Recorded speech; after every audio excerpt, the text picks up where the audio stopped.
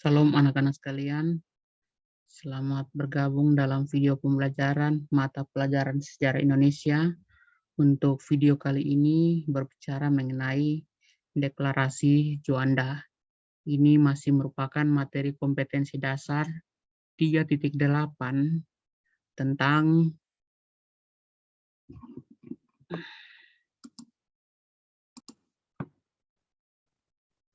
peran bangsa Indonesia dalam perdamaian dunia.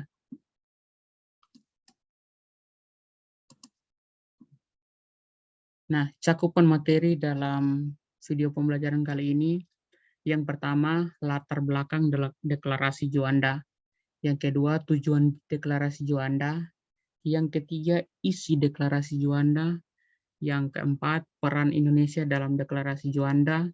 Kemudian yang kelima, yang terakhir itu, dampak deklarasi Juanda.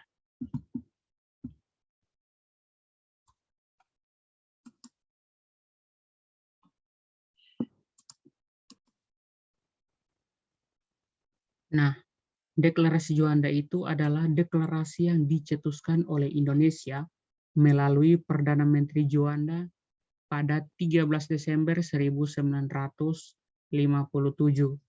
Deklarasi ini secara umum menyatakan bahwa seluruh kawasan laut yang ada di sekitar, di antara, dan di dalam Kepulauan Republik Indonesia adalah termasuk kedaulatan Republik Indonesia. Nah, kenapa sampai Perdana Menteri Juanda ini mengeluarkan statement seperti itu? Nah, itu kalian bisa lihat. Yang pertama itu latar belakang deklarasi Juanda. Yang pertama, Ordinasi Teritorial Laut Hindia Belanda pada tahun 1939 menyatakan bahwa batas laut Indonesia itu sejauh 3 mil dari garis pantai. Nah, Ordinasi Teritorial Laut Hindia Belanda itu disebut TMZKO. Kalian bisa lihat di tulisan bawah sini, kira-kira kepanjangannya itu seperti ini. Bisa lihat dalam kolom chat sini. Nah, ini bisa diperhatikan ya.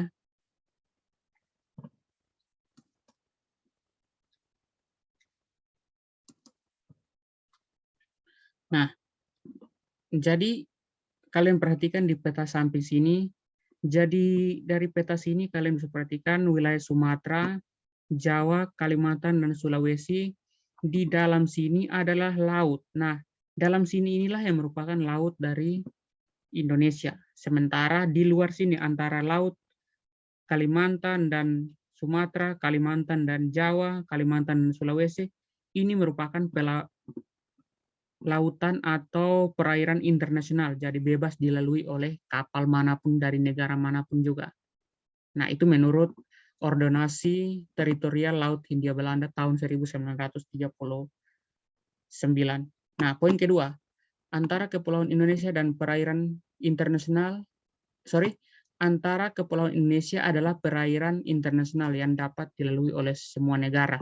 Nah, seperti tadi sudah disampaikan, antara Jawa dan Kalimantan ini laut internasional, perairan internasional yang siapa saja boleh lewat tanpa adanya gangguan dari Sumatera ataupun Kalimantan. Nah, poin ketiga, Insinyur Juanda itu mengusulkan bahwa lepas laut lepas pantai di antara pulau-pulau Indonesia merupakan bagian dari kedaulatan Republik Indonesia. Jadi Juanda bilang, laut di antara Sumatera dan Jawa ataupun Kalimantan dan Jawa ini merupakan bagian dari wilayah Republik Indonesia, bukan milik internasional atau bukan perairan internasional.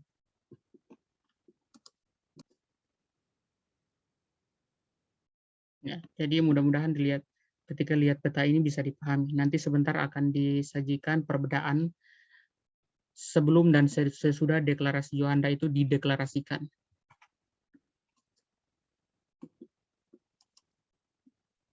Yang berikut B itu tujuan deklarasi Juanda. Nah, tujuan yang pertama itu menegaskan bahwa wilayah laut Indonesia itu di sekitar pulau-pulaunya, bukan di luar pulau, itu laut internasional atau perairan internasional.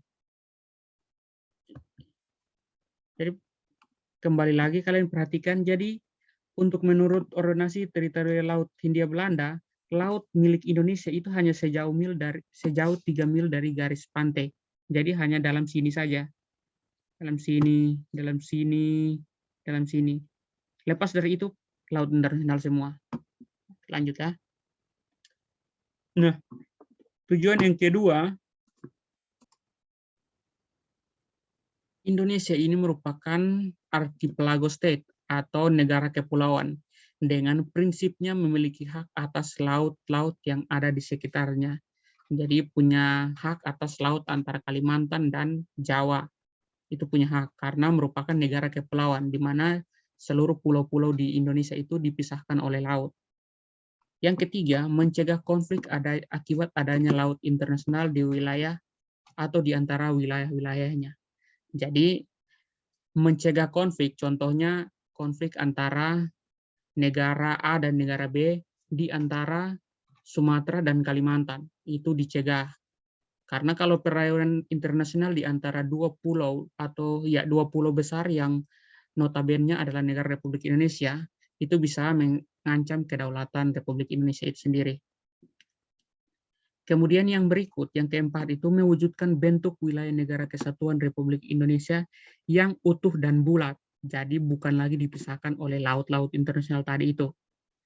Kemudian yang berikut, menentukan batas-batas wilayah yang jelas dari Republik Indonesia sesuai dengan prinsip-prinsip negara kepulauan.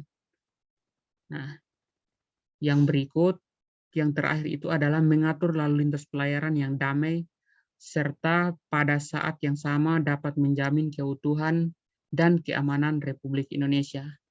Nah, ini tentunya untuk menjawab poin nomor 3 tadi.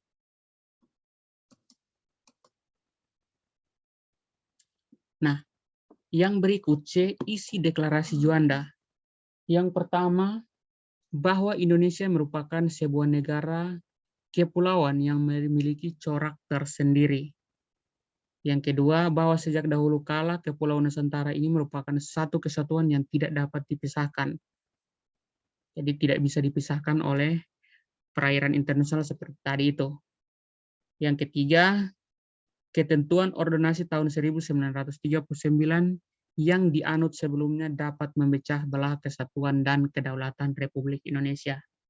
Nah, kalian bisa perhatikan setelah deklarasi Juanda itu dideklarasikan, maka kalian bisa perhatikan di sini, wilayah dalam sini yang tadi merupakan perairan internasional ini sudah merupakan wilayah wilayah Republik Indonesia. Jadi dia hanya batasnya itu langsung keluar atau seluruh wilayah Republik Indonesia. Kira-kira seperti ini gambarnya. Kalau tadi kan beda. Di sini Sumatera batas di sini, kemudian Kalimantan ya di sini, Sulawesi di sini dan lain sebagainya. Kira-kira seperti itu.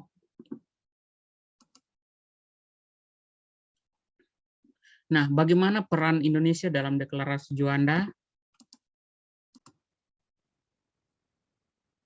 Nah, yang pertama, jadi peran Indonesia dalam deklarasi Juanda yang pertama itu membawa ini ke forum internasional. Tetapi awalnya ditolak oleh banyak negara karena jalur Selat Malaka dan Selat Karimata tidak bisa dilalui lagi.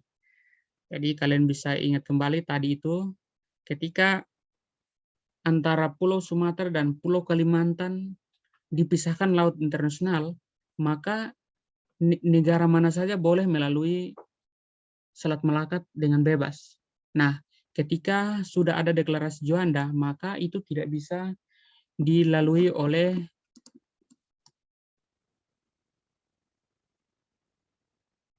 negara apa saja atau kapal-kapal dari negara mana saja karena sudah merupakan bagian dari wilayah Republik Indonesia. Nah, untuk itu perjuangan terus dilakukan dengan membawa masalah itu ke Badan PBB yang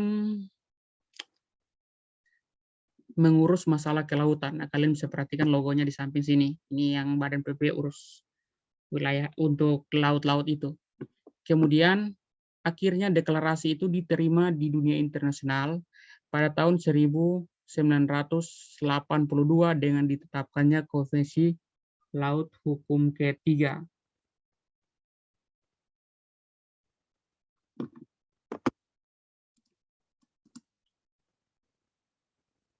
Nah, dari kemudian yang ketiga, adanya Deklarasi Juanda merupakan peranan besar bangsa Indonesia dalam mewujudkan sebuah konvensi hukum laut yang disepakati dunia. Nah, jadi setelah disahkan, barulah adanya kejelasan serta ketegasan dalam urusan laut. Jadi hal ini tentunya sangat berguna bagi Republik Indonesia yang notabene adalah negara kepulauan.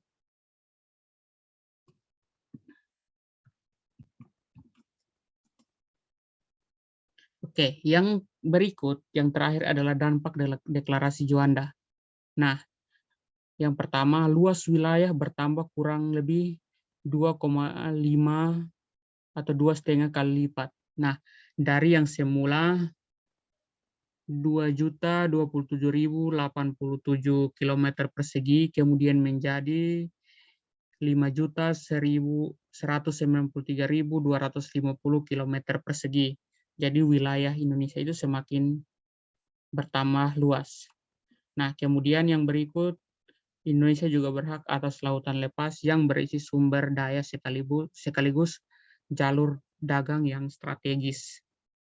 Nah, yang terakhir 13 Desember sesuai dengan hari dicetusnya Deklarasi Juanda itu disahkan menjadi Hari Nusantara.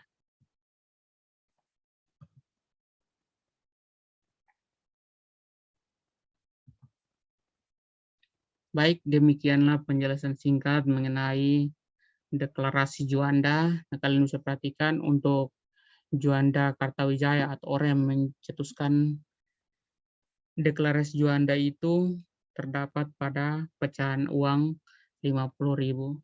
Semoga penjelasan singkat ini bisa dipahami. Sekian dan terima kasih.